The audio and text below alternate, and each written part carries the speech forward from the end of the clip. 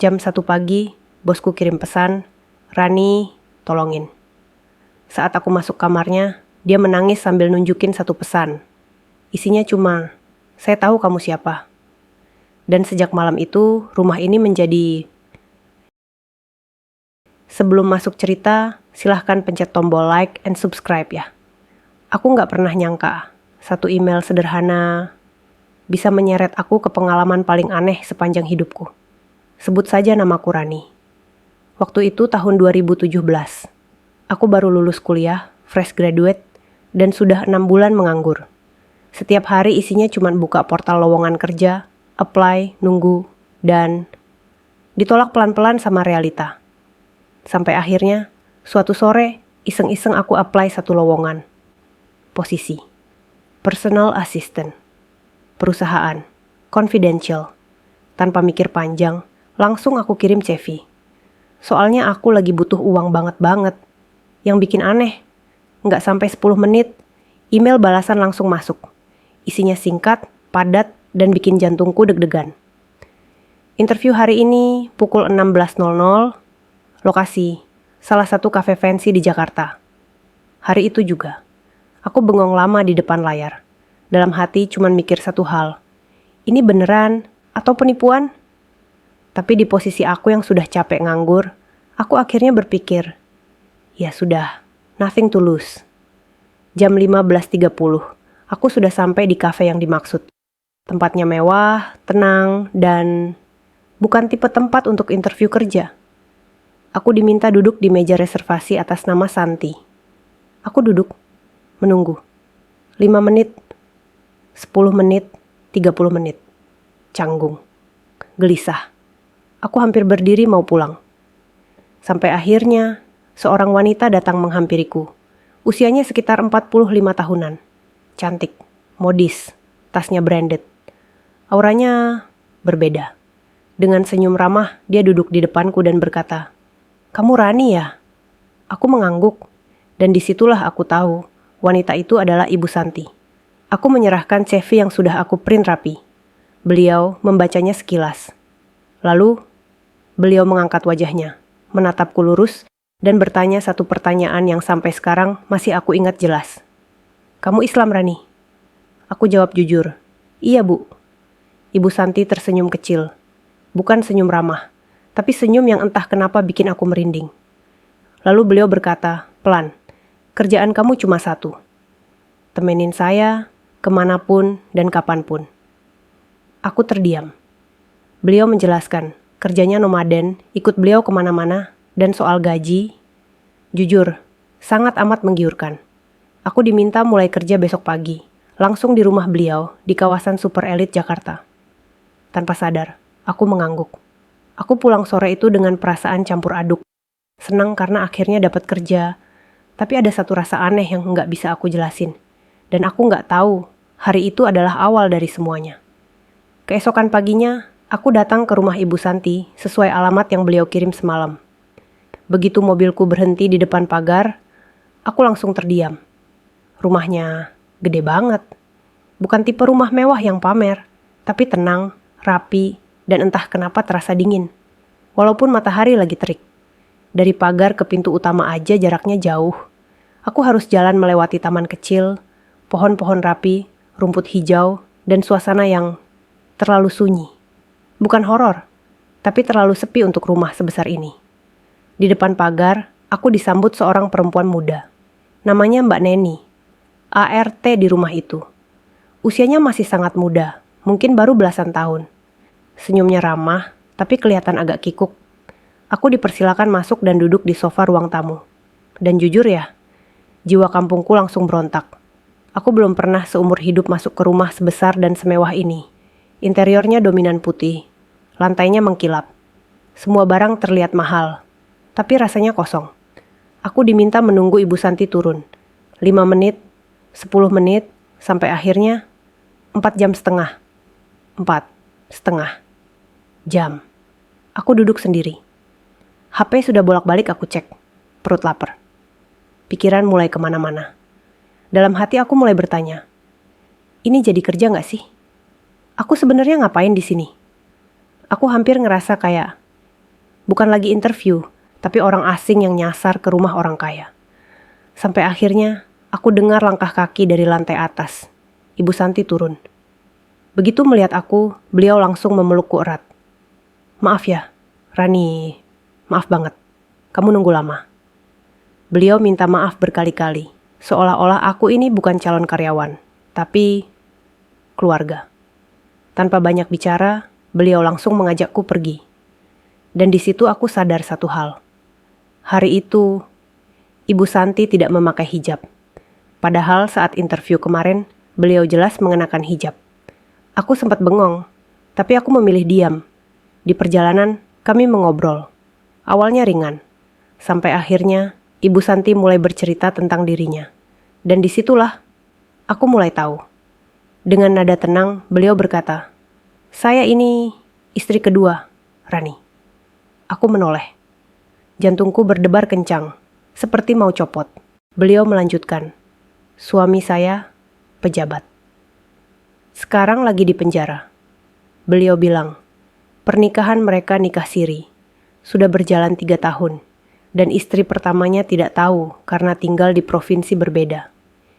Ibu Santi dipercaya mengurus semua bisnis suaminya selama suaminya di penjara. Aku diam. Otakku kosong. Aku gak berani bertanya. Aku juga gak berani komentar. Aku cuma mikir satu hal. Aku keterlaluan jauh masuk ke hidup orang ini. Tapi anehnya, cara bicara beliau lembut. Gak kelihatan seperti orang jahat. Dan aku nyambung ngobrol sama beliau. Hari itu aku pulang dengan banyak pikiran. Aku belum tahu bahwa rumah itu bukan cuma terlalu sepi. Rumah itu sedang menyimpan sesuatu. Hari-hari awal aku bekerja di rumah Ibu Santi sebenarnya terasa normal. Sebulan, 2 bulan, gak ada kejadian aneh. Gak ada suara-suara. Gak ada hal mistis. Ibu Santi punya beberapa usaha, kafe, salon, dan keseharianku cuma nemenin beliau, ngurus jadwal, dan bantu hal-hal kecil. Sampai suatu hari, memasuki bulan ketiga. Ibu Santi bilang pelan ke aku, "Rani, kamu mau tinggal di sini aja nggak? Saya butuh teman di rumah." Alasannya sederhana. Beliau sering kepikiran suaminya. Rumah sebesar itu terlalu sepi kalau sendirian. Aku mikir sebentar, dan akhirnya aku setuju. Lumayan bisa ngurangin biaya kos, dalam pikiranku. Beberapa hari kemudian, aku resmi pindah ke rumah itu. Aku ditempatkan di satu kamar kosong, posisinya persis di depan kamar Ibu Santi. Kamarnya kecil, tapi nyaman. Hari-hari awal terasa biasa saja. Sampai akhirnya, malam itu datang, sekitar jam 1 dini hari. Lampu kamarku sudah mati. Dan aku setengah tidur. Rumah terasa hening sekali. Tiba-tiba, WhatsApp masuk. Dari Ibu Santi. Isinya cuma 2 kata. "Rani, tolongin." Aku langsung duduk. Jam 1 pagi. Rumah sepi. Kamarku tepat di depan kamarnya. Aku bengong beberapa menit. Otakku penuh pertanyaan. Ini normal gak sih? Aku harus keluar apa enggak? Tapi aku tinggal di rumahnya. Dan statusku karyawan. Akhirnya aku buka pintu kamar. Pelan-pelan aku jalan ke depan kamarnya. Aku ketuk pintunya. Dari dalam terdengar suara lirih. "Masuk." Begitu pintuku buka, aku lihat Ibu Santi duduk di lantai, menangis. Beliau gak ngomong apa-apa. Cuma menyerahkan HP ke aku. Dan menunjuk ke layar. Di layar itu ada WhatsApp dari nomor tak dikenal. Pesannya cuma 1 kalimat. "Saya tahu kamu siapa." Di bawah pesan itu, ada foto rumah Ibu Santi. Foto yang jelas-jelas baru saja diambil. Refleks, aku langsung menutup HP. Aku buka gorden kamar dan ngintip keluar. Aku cari-cari, siapa tahu ada orang. Tapi, nggak ada siapa-siapa. Ibu Santi masih menangis. Dengan suara gemetar, beliau bilang, "Rani, Ibu tahu siapa yang mengirim?" Aku menoleh. "Istri pertamanya." Dadaku langsung sesak. Aku berusaha nenangin beliau. Aku bilang semua akan baik-baik saja. Ibu Santi menangis. Lama sekali. Sampai sekitar jam 3 pagi, baru aku kembali ke kamar. Aku tidur, paling cuma 2 jam. Dan aku pikir kejadian malam itu sudah cukup bikin capek. Ternyata itu baru awal. Aku baru tidur 2 jam pagi itu. Baru saja mataku terpejam lagi, tiba-tiba pintu kamarku diketuk pelan. "Rani," suara Mbak Neni. Aku bangun dengan kepala berat, lalu membuka pintu. Wajah Mbak Neni pucat. Tangannya gemetar. "Turun bentar ya, Mbak. Kayaknya ada yang aneh." Lalu aku turun ke lantai bawah. Dan begitu sampai di depan pintu, aku langsung menutup mulut karena kaget. Di depan pintu rumah ada bangkai tikus. Bukan 1, bukan 2, berjejer. Sekitar 10 ekor. Semuanya sudah mati. Dan ada belatungnya. Serta baunya menyengat. Aku dan Mbak Neni akhirnya buang satu-satu. Dengan perasaan campur aduk antara geli dan takut. Di sela-sela itu, Mbak Neni cerita pelan. "Semalam, kamar saya kayak ada yang ngetuk. Tapi saya nggak berani buka, Mbak." Bulu kuduku merinding. Dan yang bikin makin aneh, di rumah Ibu Santi sebenarnya ada CCTV. Tapi, tidak disetting untuk merekam. Jadi kejadian bangkai tikus itu nggak ada rekamannya sama sekali. Waktu Ibu Santi tahu, beliau shock. Beliau langsung minta aku cari teknisi buat setting CCTV supaya bisa playback. Nggak cuma itu. Ibu Santi juga minta aku cariin ART satu lagi, biar Mbak Neni nggak sendirian. Dan beliau ngajak Mbak Desi, pegawai salon beliau, buat ikut tinggal di rumah. Katanya biar rame. Tapi entah kenapa, sejak hari itu, rumah ini terasa berbeda. Kursi goyang yang dulu sering aku dudukin dan kelihatannya mewah. Sekarang bikin merinding. Taman rumahnya juga sama. Padahal siang hari. Tapi rasanya kayak gelap. Rumah itu juga mulai kelihatan kotor. Padahal dibersihin 2 ART setiap hari. Dan yang paling bikin aku nggak tahan, banyak belatung. Yang tiba-tiba muncul di mana-mana. Di kolong sofa, di belakang gorden, di sudut-sudut rumah. Dan yang paling parah, di kamar Ibu Santi. Di dalam salah satu lemari kayu, aku lihat belatung penuh. Padahal itu lemari kayu jati. Harusnya rayap, bukan belatung. Sejak kejadian itu, Ibu Santi berubah. Beliau jadi pendiam. Jarang keluar kamar. Hampir nggak pernah keluar rumah. Kerjaanku setiap hari cuma ngurus rumah itu. Dan setiap malam, aku mulai ngerasa aku nggak sendirian di rumah itu. Malam itu, sekitar jam 9. Aku sedang di ruang tengah, sementara Ibu Santi masih di kamar. Tiba-tiba, aku dengar suara barang jatuh dari arah dapur. Belum sempat aku berdiri, aku dengar teriakan. Itu suara Mbak Neni. Aku lari ke dapur. Dan begitu aku sampai, Mbak Neni sudah terjatuh di lantai. Tangannya mencakar-cakar lantai, matanya melotot, mulutnya teriak-teriak. Dan yang bikin aku merinding, dia manggil nama lengkap Ibu Santi. Lengkap dengan bintinya. Suaranya bukan suara Mbak Neni. Aku panik. Aku gak pernah dan gak bisa nanganin orang kesurupan. Tenaga Mbak Neni gede banget. Aku sendirian. Akhirnya aku lari ke depan klaster, ke pos satpam minta tolong. Dari situlah kami dikenalkan ke seorang ustaz. Kami panggil beliau Abi. Abi datang malam itu juga. Begitu Abi mulai bacain doa, Mbak Neni muntah. Banyak banget. Isinya lendir. Abi bilang pelan ke aku, rumah ini harus sering didoain. Harus diruqyah. Kalau enggak, gangguannya bakal makin kuat. Sejak malam itu, atas saran Abi, setiap malam Jumat, Ibu Santi ngundang anak yatim buat ngaji di rumah. Dan jujur, suasana rumah memang agak adem. Tapi aku tetap nggak pernah benar-benar tenang. Sampai suatu malam, aku kebangun karena WhatsApp masuk. Dari Ibu Santi. Beliau minta aku nemenin tidur. Aku takut, tapi aku juga kasihan. Lampu kamar Ibu Santi selalu nyala tiap malam. Jadi aku berusaha nenangin diri dan akhirnya tidur di samping beliau. Sekitar 4:30 subuh, aku bangun buat salat. Refleks, aku nengok ke samping. Dan aku kaget, bulu kuduku langsung berdiri. Ibu Santi ada di sebelahku. Tiduran. Matanya melotot ke langit-langit. Nggak kedip, nggak gerak. Seperti patung. Astagfirullah, aku langsung teriak. Bu, Bu, istighfar Bu. Aku goyangkan badannya. Nggak ada respon. Aku teriak terus. Sekitar 10 menit. Sampai akhirnya, Ibu Santi berkedip.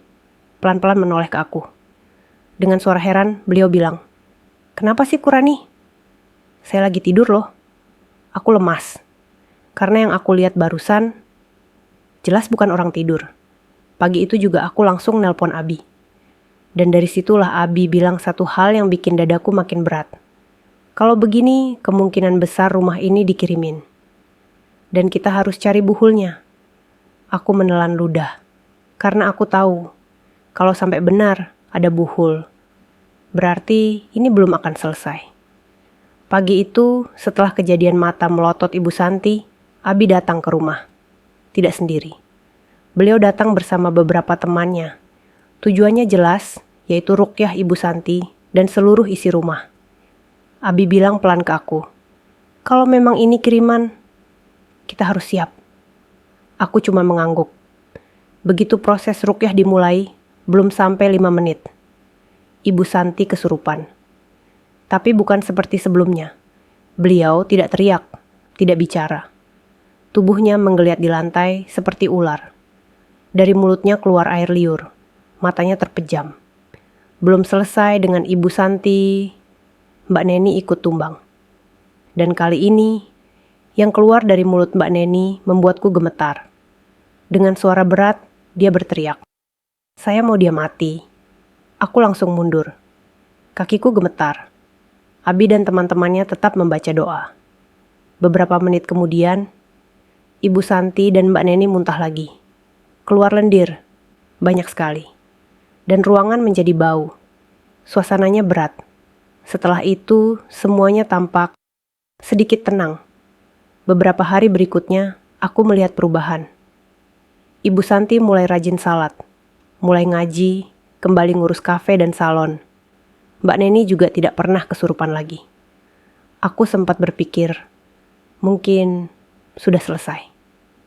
Ternyata, belum. Karena setelah semuanya terlihat membaik, aku yang mulai mengalami kejadian aneh. Aku beberapa kali melihat anak kecil mondar-mandir di rumah. Padahal di rumah itu tidak ada anak kecil. Bajunya selalu sama. Baju tidur. Bersih. Tidak kotor. Tidak menyeramkan. Tapi tidak seharusnya ada di situ. Kami cek CCTV. Tidak ada apa-apa. Aku akhirnya ikut diruqyah. Abi bilang, "Kamu aman. Cuma ketempelan." Yang lebih parah, justru Mbak Desi. Dia sering melihat setan guling. Pernah suatu malam, Mbak Desi lari ke kamarku. Nangis, minta tidur bareng. Katanya, di pantulan kaca, bukan 1, tapi 3. Mbak Neni juga sering mimpi dia ambil pisau dan membunuh Ibu Santi. Akhirnya kami sepakat. Setiap malam, kami tidur bareng di kamar Ibu Santi. ART tambahan yang sempat aku carikan, sudah kabur duluan. Rumah itu kembali sepi, dan aku sadar. Ruqyah besar itu bukan menutup cerita, justru membangunkan sesuatu. Malam itu, kami tidur seperti biasa di kamar Ibu Santi.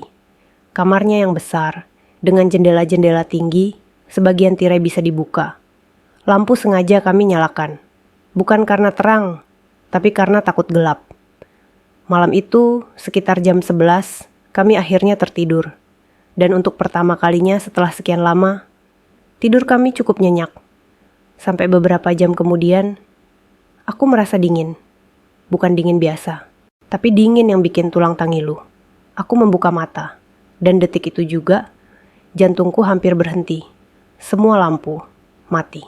Semua gorden terbuka. Semua jendela terbuka lebar.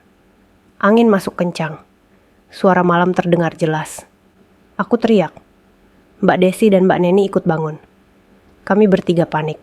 Aku meraba dinding, mencari saklar lampu. Lampu menyala. Dan di saat itu, aku sadar satu hal. Ibu Santi tidak ada di kamar. Kami bertiga saling pandang. Wajah kami pucat. Kami cari ke kamar mandi, ke balik pintu, ke sudut-sudut kamar. Kosong. Kami turun ke lantai bawah, dengan jantung berdegup kencang. Dan di ruang TV, Ibu Santi duduk santai, nonton TV, sambil ngemil kacang almond. Seperti tidak terjadi apa-apa. Aku berdiri kaku. Kepalaku penuh pertanyaan. Jam segini, lampu mati, jendela kebuka, dan beliau duduk sendirian di bawah. Aku keluar ke teras. Tanganku gemetar sambil nelpon Abi. Tidak diangkat. Beberapa detik kemudian, Ibu Santi menyusul kami ke teras. Dengan wajah tenang, beliau bertanya, "Kenapa?" Nada suaranya lembut. Terlalu normal. Kami akhirnya masuk lagi ke dalam rumah. Karena saat itu Ibu Santi tidak terlihat kesurupan. Tapi justru itu yang bikin aku takut. Karena sampai sekarang, aku tidak tahu. Malam itu, beliau sadar? Atau ada yang menggantikan? Paginya, aku demam. Badanku lemas. Kepalaku terasa berat. Aku izin ke Ibu Santi untuk pulang sebentar ke rumah orang tuaku. Aku minta cuti 3 hari. Dan reaksi Ibu Santi di luar dugaanku. Beliau nangis, histeris, tidak mengizinkan aku pulang. Tapi aku tetap memaksa. Sore itu, aku akhirnya pulang. Bahkan abang Grab yang aku pesan sempat bilang, "Mbak, di depan rumah ini ada yang berdiri." Aku gak nanya lebih jauh. Aku cuma pengen pergi. Dan selama cuti itu, aku sudah mantap dalam hati.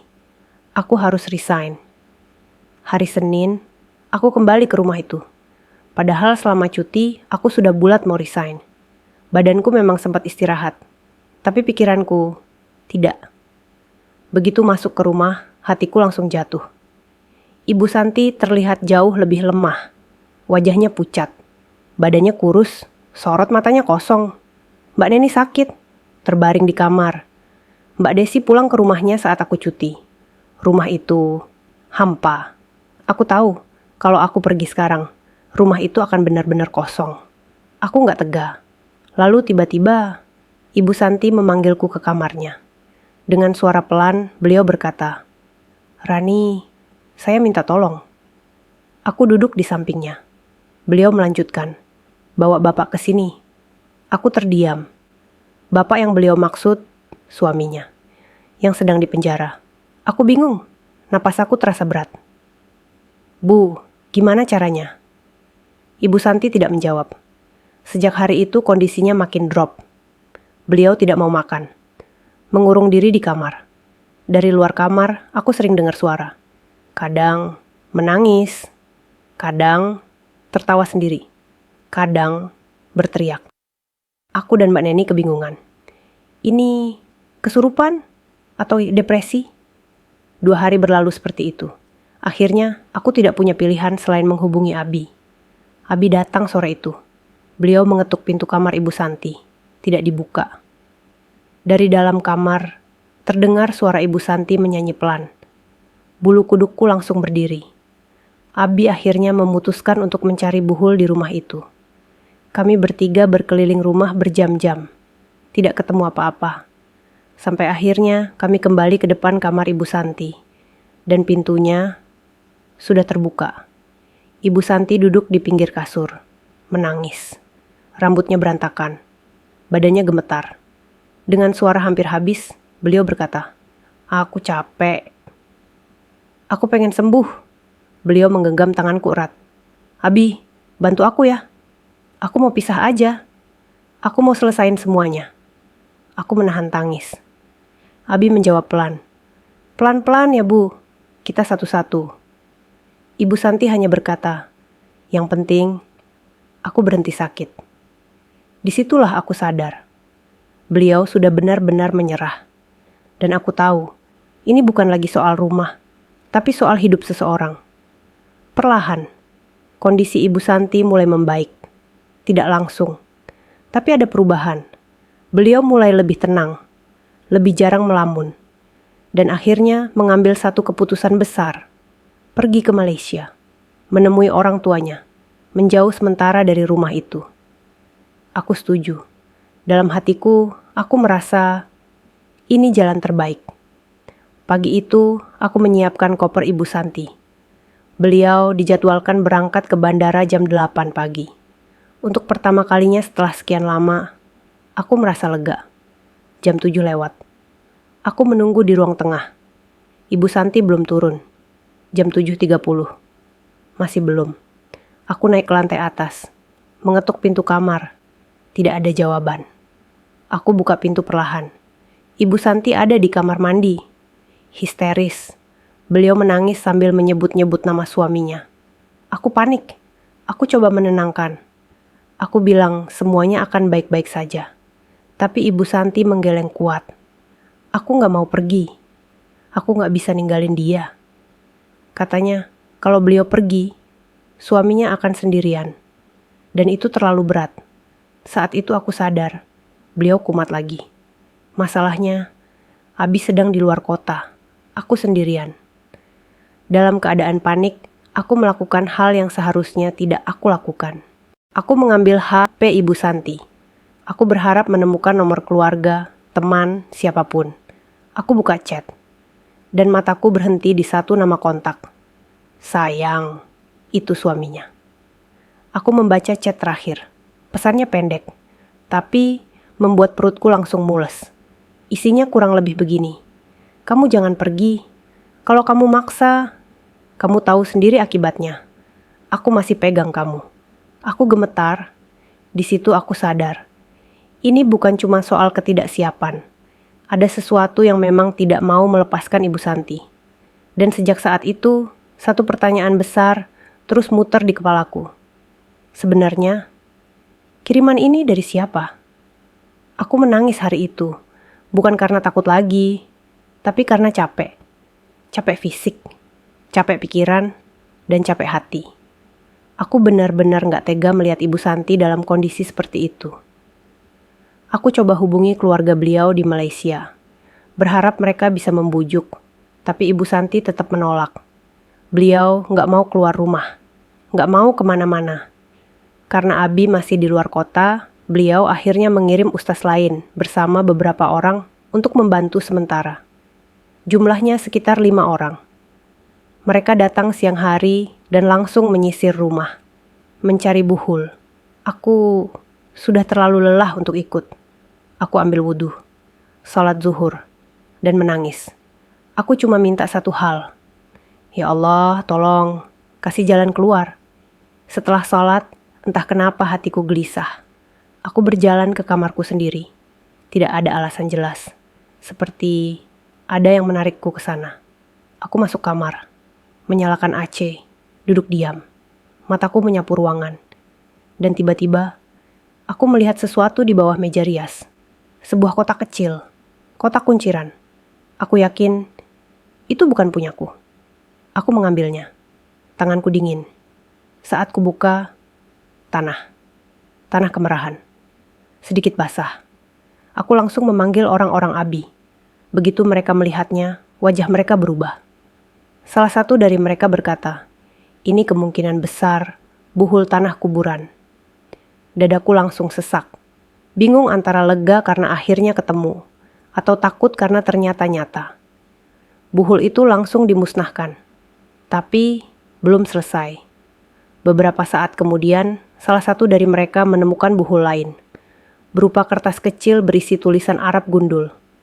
Dan tempat ditemukannya membuatku merinding. Di balik casing HP Ibu Santi. Aku bahkan tidak tahu bagaimana bisa kepikiran membuka di situ.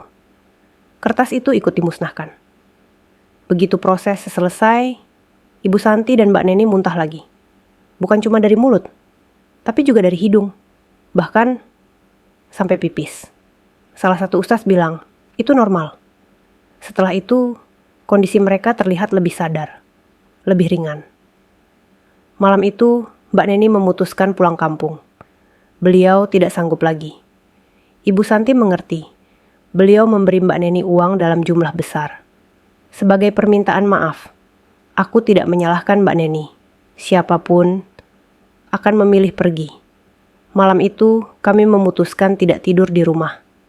Aku dan Ibu Santi menginap di hotel, jauh dari rumah itu. Kami tidur di kamar yang sama. Aneh, malam itu terasa ringan. Seperti bertemu kembali Ibu Santi yang dulu. Kami ngobrol lama, tertawa kecil, bercerita hal-hal sederhana. Lalu, di sela obrolan itu, Ibu Santi berkata pelan, "Rani, nanti setelah aku ke Malaysia, kamu cari kerja di tempat lain ya?" Aku menatapnya. Beliau tersenyum tipis. "Terlalu sayang kalau kamu terus nemenin aku." "Makasih ya, kamu sudah nemenin aku sampai sejauh ini." Aku menahan air mata. Beliau melanjutkan, "Besok kita pijet ya. Terus makan enak." Aku rasanya udah lama banget gak makan enak. Malam itu, kami tidur nyenyak. Benar-benar nyenyak. Subuh, sekitar jam 5, Ibu Santi bangun. Beliau salat dan membangunkanku. Setelah itu, Ibu Santi mandi. Aku menyusul mandi setelahnya. Aku di kamar mandi cukup lama, sekitar setengah jam. Saat aku keluar, Ibu Santi tidak ada di kamar. Aku masih mencoba berpikir positif. Mungkin beliau sarapan duluan. HP-nya dibawa, tasnya dibawa, dompetnya dibawa. Tapi koper masih ada. Aku langsung turun ke restoran hotel. Muter, mencari. Tidak ada. Aku WhatsApp, telepon, Line. Tidak ada balasan. Sampai akhirnya pesan masuk. Dari Ibu Santi. Isinya cuma, "Aku ambil paspor." Aku panik, karena setahuku paspor sudah dibawa, dan kami tidak berencana kembali ke rumah itu. Aku langsung menghubungi Mbak Desi. Aku minta ditemani untuk kembali ke rumah Ibu Santi. Padahal, aku takut banget. Tapi aku tidak punya pilihan. Aku dan Mbak Desi sampai di rumah itu sekitar jam 11 siang. Begitu turun dari mobil, dadaku langsung terasa sesak. Di depan rumah, ada 2 mobil asing terparkir. Aku langsung berpikir kemana-mana. Abi, keluarganya, atau siapa? Pagar rumah tidak dikunci. Kami masuk. Aku mengetuk pintu. Tidak ada jawaban. Padahal, aku mendengar suara TV menyala. Suara orang berbincang. Rumah itu tidak sepi. Aku mengetuk lagi, lebih keras. Tetap tidak dibuka. Kami menunggu. Telepon Ibu Santi. Tidak diangkat. Sampai hampir 1 jam kami berdiri di depan pintu. Akhirnya, pintu itu terbuka. Dan yang membuka pintu itu adalah Ibu, istri pertama dari suami Ibu Santi. Aku langsung kaku. Beliau terlihat sudah berumur. Penampilannya sederhana, rapi, elegan. Tidak ada aura menyeramkan. Tapi, tatapan matanya membuatku tidak nyaman. Beliau menatap kami, lalu berkata pelan, "Cari siapa?" Aku menjawab dengan suara gemetar, "Kami cari Bu Santi." Beliau mengangguk kecil. Dengan suara tenang, beliau berkata, "Pulang saja. Santi ada di dalam. Dia aman." Aneh, tidak ada ancaman, tidak ada bentakan. Tapi, saat itu juga, niat kami hilang. Aku dan Mbak Desi tidak bertanya lagi, tidak memaksa masuk. Kami nurut, kami pulang. Dan yang paling aneh, setelah itu, aku tidak pernah lagi menghubungi Ibu Santi. Seperti ada yang menutup semuanya. Beberapa hari kemudian, semua nomor Ibu Santi tidak aktif. Rumah itu kosong. Abi sempat menghubungiku. Beliau bertanya, kenapa Ibu Santi tidak bisa dihubungi. Aku hanya bisa menjawab, "Aku tidak tahu, Bi." Dan itu bukan bohong. Aku benar-benar tidak tahu apa yang terjadi hari itu. Aku tidak pernah kembali ke rumah itu. Bahkan barang-barangku yang masih tertinggal, tidak pernah aku ambil. Berbulan-bulan setelah kejadian itu, aku merasa hampa. Sampai 2,5 tahun kemudian, Ibu Santi mengunggah Instagram story, foto Twin Tower di Malaysia. Tidak ada caption, tapi itu cukup. Aku tahu, beliau baik-baik saja. Dan sampai sekarang, aku masih bertanya-tanya. Yang hari itu membuka pintu, apakah benar-benar seorang ibu? Atau sesuatu yang tidak mau melepaskannya?